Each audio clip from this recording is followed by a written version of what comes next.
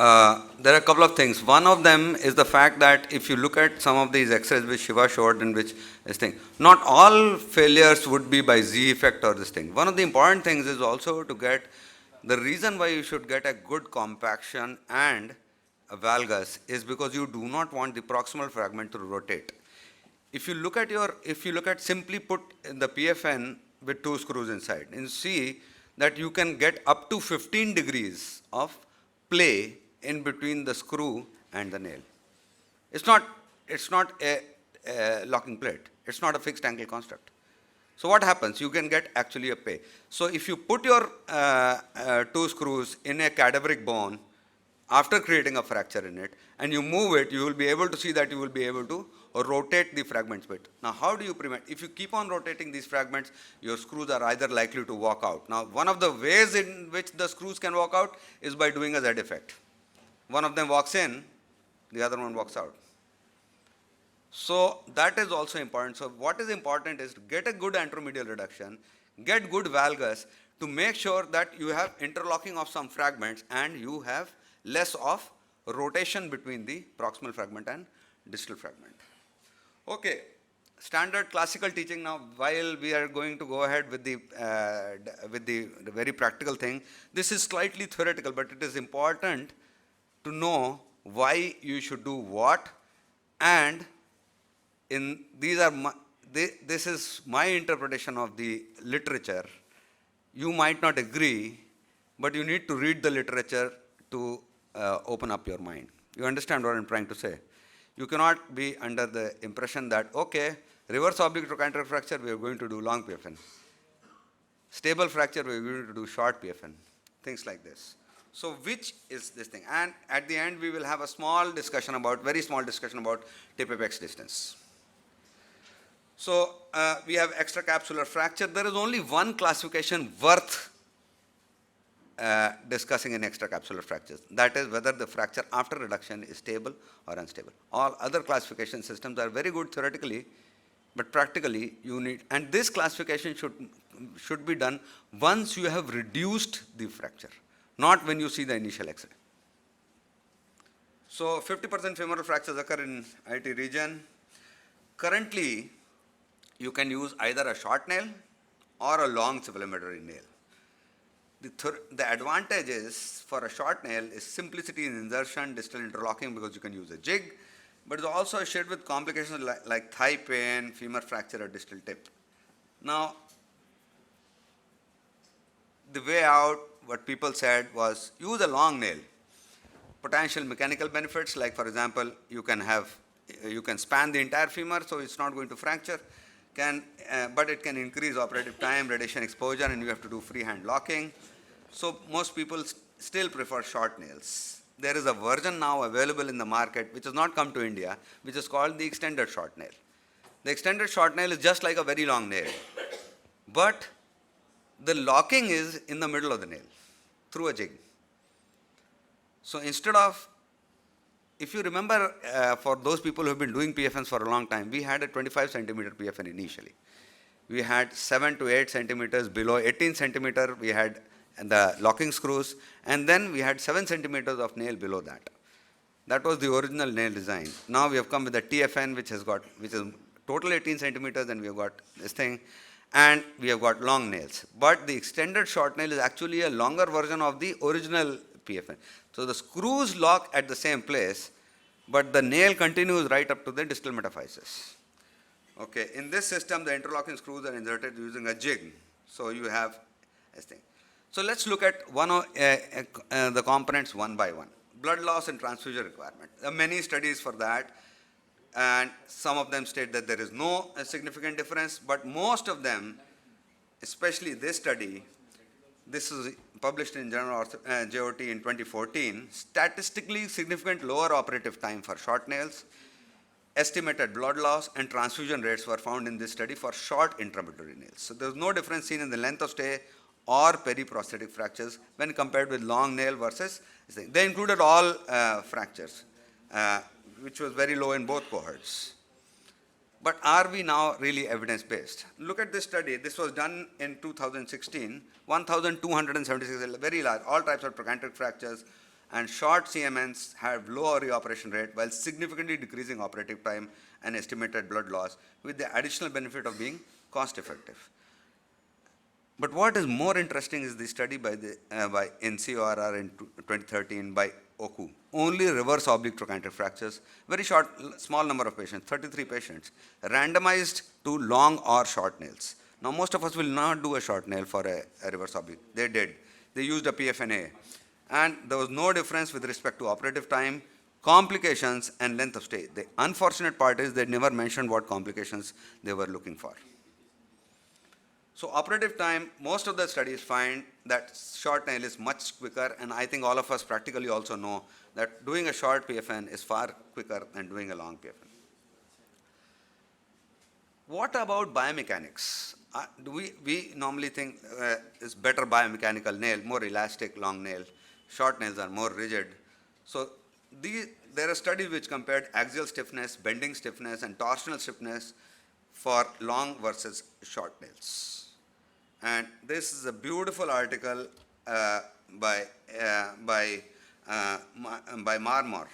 18 synthetic femora were implanted with 3 types of fracture fixation concept: a short nail, an extended short nail, and a long nail. And they were loaded till there was a periprosthetic fracture. Stiffness was similar among constructs with few exceptions. Axial stiffness was significantly higher for a short nail compared to the long nail, so it's much more rigid, the short nail. Extended short nail constructs exhibited a significantly higher failure rate than short nail constructs. So what is important? So if you do an extended short nail, the periprosthetic fractures were lesser.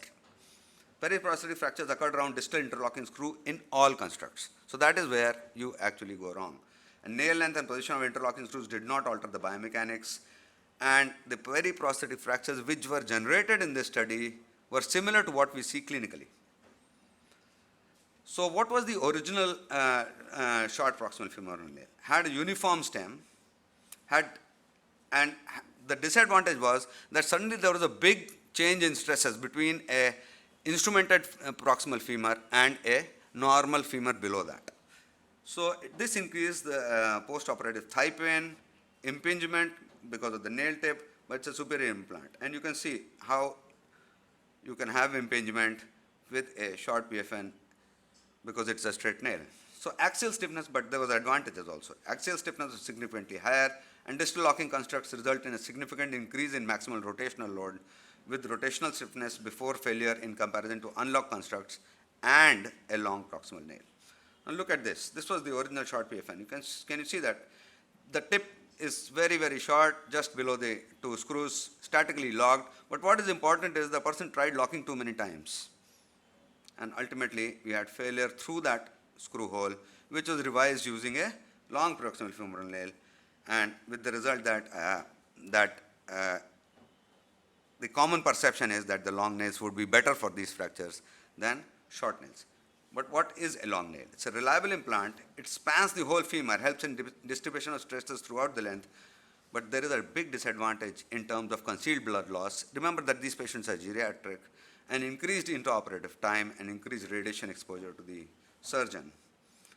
It promotes load sharing across the femur and distributes strain, and thus the longer stem can counter the issue of increased stress at the tip of the distal tip of a short CMN, particularly in weak or osteoporotic bone. And this was our this was our basic thought process till now. Why did we do long PFN in reverse oblique or subtrochanteric fractures? Larger stress concentration in the subtrochanteric region, therefore we need to distribute the stresses. Stress was highest in the subtrochanteric fracture, and therefore a short nail would actually be pulled out of the distal fragment like a cork. Look at this study. Orthopedics 2016, short or long intertan nails. The long nail group had more screw cutouts. It's not that it's free of complications, but fewer periprosthetic fractures. Confirmed suspected advantage of short nail, faster surgery, less blood loss, but rate of femur periprosthetic fracture remains high despite changes to the implant design, which actually was changed in the intertan nail, which is basically a single screw device with this other screw only aiding compression, not doing anything else. And at this time, we need to know what is the working length. So with the lever arm between the load and contract area fracture, which is larger, then you have more stress distribution. And if the pulling force was several times higher than the load as well, and a proper reduction in internal friction of a long PFN is therefore recommended. That is what we did.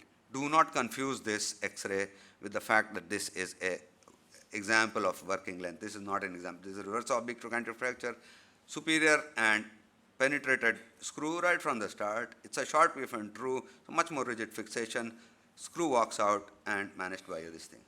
Again, a Z effect is short PFN and varus reduction. This is not a bad result of a short PFN. It is a bad result of a bad reduction. What about delayed union and non-union? No difference between short and long PFNs in delayed union versus and non-union. And with respect to non-union, there is no statistically significant difference. Again, short PFN, remember, surgeon has managed to put only one screw, which is also very long. The lateral wall is floating outside. Naturally, it is going to walk out, breaks, ultimately revised to a Wagner nail because I wanted to actually get away from the, to go across the big hole in the middle femur. Fracture and metal wear failure, and found that there is no statistical difference between long and short nails. However, the overall rate of fracture, despite not being significant, was slightly higher in the short nail in this. So no statistical support, but it was more than this. And if you look at the metal wear failure here, you will find that this is a combination. It's a short working length. It's a very long fracture area. There is a varus collapse. But what is most important is that the nail is 12 to 13 millimeters here. It's only 9 millimeters here. And the zone of transition from 12 to 9 is very, very short. So suddenly all stresses concentrated in this transitional area, which actually gave way. Avian infection also showed that there is no change between short and long PFNs. So our conclusion till now was that short PFNs are better in stable intertrochanteric fractures, good quality bone, have less operative time and less blood loss. And long PFNs, on the other hand, good for unstable intertrochanteric fractures or reverse oblique fractures or subtrochanteric fractures, good in osteoporotic bone, more operative time. But are these conclusions truly valid? This is a meta-analysis of studies published in 2017. 90 studies, only 9 were included because they had very strict criteria. Short better for transfusion need and operative time. Long better for peri-implant fracture, but no significance in the, no statistical significance. So conclusion was either nail is acceptable. There is poor literature support and more studies. And again, this was another article. This was in 2017 again.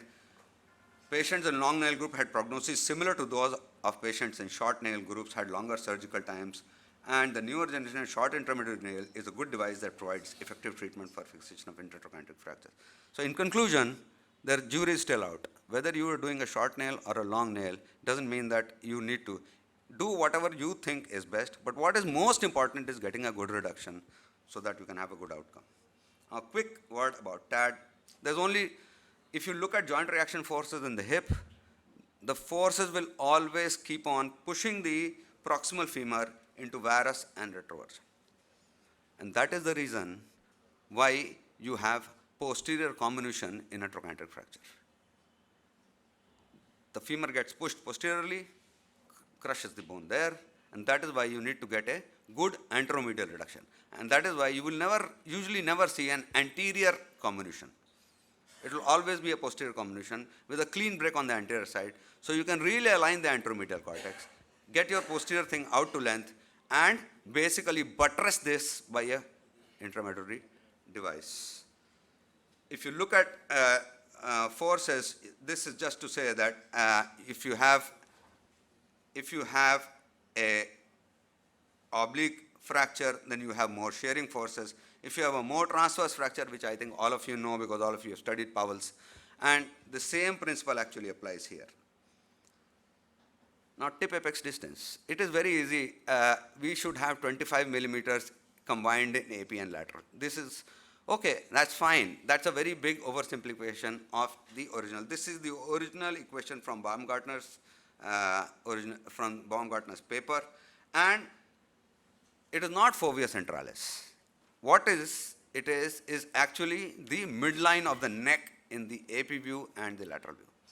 So if you've got your screw there in the midline in AP as well as lateral views, then you can calculate very easily. If you've not got it, then you have, the reason why we have, this is a superior screw placement. That is why the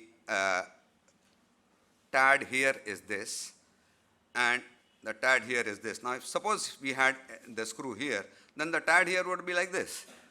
So what is important is that you need to be central in one view, and what I do usually is I keep my lag screw inferior or calcar in the AP view and central in the lateral view. That way you get the best quality tad. But what does it actually signify? Do not confuse tip apex distance with bending moments. Bending moments are completely different. Bending moments will never present like a cut through. Bending moments will present as a metal wear failure. And this is how a bending moment will look like, and that's how you calculate the bending moment. If you can actually get rid of the cos theta if you consider two implants, both of them having 135 degree angle. Sir. Hello, sir. Satish here. Yes, Satish. I'm finishing in 1 minute. Yes, sir. Yes, sir. Last slide to go. Okay, sir. Good. So this is how it looks like. This is a bending moment failure. Can you see that? There is nothing to do with tad. While this, on the other hand, is a failure related to tip apex distance. We've got a short screw. You will see that the screw is still here, but it cuts out through the head. So actually what happens, significance is only one. It's only for cut through failures. Do not confuse that for anything else. It only signifies the depth of insertion, does not signify anything else, but it strongly correlates with osteoporosis. You can get away with the large tad if you've got good quality bone, but not if you've got osteoporosis. If you've done a good PFN, if you've done it correctly, only the lag screw in a 2-screw PFN will bear the load. The other is an anti-rotation screw. Metal wear failure signifies bending forces, so do not confuse this with tip apex distance. Thank you very much.